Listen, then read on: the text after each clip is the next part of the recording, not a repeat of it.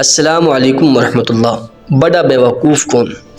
ایک بادشاہ نے اعلان کیا کہ میری سلطنت کے اندر جو بیوقوف ہیں ان کو جمع کیا جائے۔ اعلان کے بعد بادشاہ کے دربار کے اندر بیوقوفوں کا ہجوم جمع ہو گیا۔ بادشاہ نے اعلان کیا جو بڑا بیوقوف ہے اس کے گلے کے اندر اس ہار کو پہنا دیا جائے۔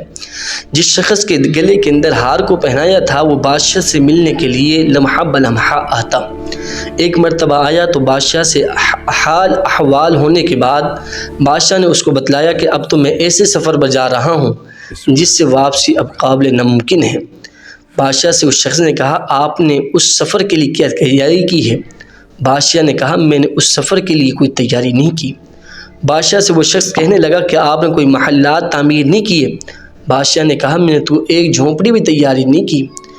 اس کے بعد وہ آدمی اٹھا، بادشاہ کا دیا ہوا ہار بادشاہ کو پہنا دیا اور بادشاہ سے کہنے لگا اس ہار کا میں مستحق نہیں، آپ مجھ سے زیادہ مستحق ہیں، اس لیے کہ بڑا بیوقوف وہ ہے جو آخرت سے ہی غافل ہو۔